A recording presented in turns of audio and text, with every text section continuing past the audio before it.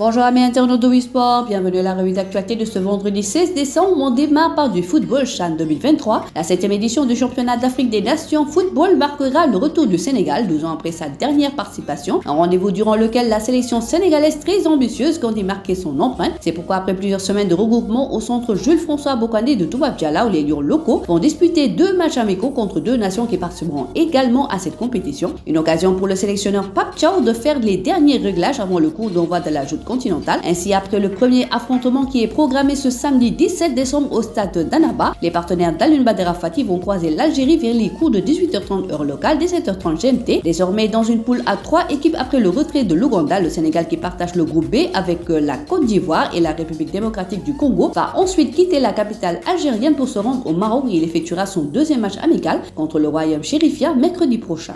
Bundesliga, qu'est-ce qui cloche avec Lys Mousset? Voilà la grande question qui mérite d'être posée à l'heure où l'attaquant franco-sénégalais qui vit des moments difficiles en Allemagne. Si certains ont des doutes sur la condition physique de Mousset, ce qui a fait qu'on lui a prescrit un programme de conditionnement physique et de nutrition dès son arrivée au club. D'autres observateurs du club qui reprochent son attitude laxiste, non professionnelle et un manque d'engagement au sein de la formation allemande. Bochum chercherait ainsi à se séparer de Lys Mousset, sauf que cela se trouve être une chose pas si facile que cela puisse être. Le joueur né à Montpellier a un contrat qui court jusqu'en 2024. Par ailleurs, il sera difficile de trouver un club s'intéresser sérieusement à un joueur qui n'a pas disputé 98 minutes depuis 2019. Affaire à suivre. Du côté de l'Angleterre, Aston Villa, Emery, nouvel entraîneur, aimerait recruter Nicolas Jackson et ce dès le prochain mercato. Les rapports indiquent qu'Emery a déjà des cibles, notamment en attaque, et voudrait faire de Nicolas Jackson sa première recrue. Le jeune attaquant sénégalais et l'entraîneur d'Aston Villa se connaissent très bien pour avoir travaillé ensemble récemment à Villarreal. C'est d'ailleurs Emery lui-même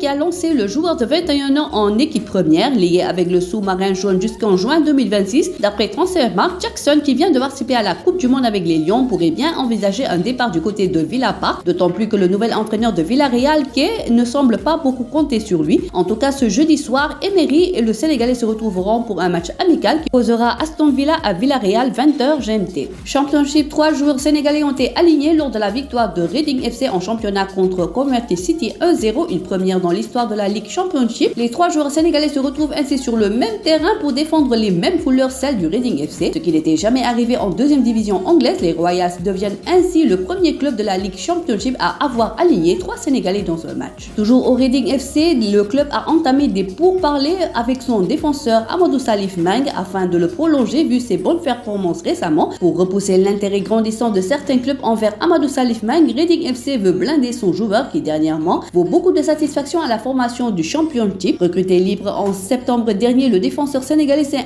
imposé dans l'effectif du Reading FC et mieux dans le 11 de l'équipe, mais jusque-là ne bénéficie qu'un contrat à court terme jusqu'en janvier 2023, date d'ouverture du mercato hivernal. On termine par du basket, c'en est terminé pour l'AS Vite de Dakar, éliminé en quart de finale de la Coupe d'Afrique des clubs champions après son revers enregistré 53-37 face aux Mozambicains de Costa do Sol. Les champions du Sénégal qui faisaient leur début dans cette compétition rentrent à la maison avec une seule victoire. Fatoumata Traoré a été la meilleure marqueuse de la rencontre avec 11 points, épaulée par Founé Cicero, auteur de 8 points, et Fatoumata Django qui a réussi à marquer 2 paniers à 3 points. En revanche, Kouna Gnao a complètement raté son match malgré son temps de jeu conséquent, 23 minutes et 12 secondes passées sur le parquet. La reine de la dernière saison n'a jamais réussi à scorer dans cette rencontre, bien dommage. L'aventure s'arrête donc pour l'équipe championne du Sénégal. Voilà, c'est tout pour aujourd'hui. L'actualité sportive continue sur nos plateformes digitales. Quant à moi, je vous donne rendez-vous la semaine prochaine pour d'autres actus de nos Lions. Le site numéro 1 du sport au Sénégal, WeSport.com, est maintenant disponible en version application mobile sur iOS et Android.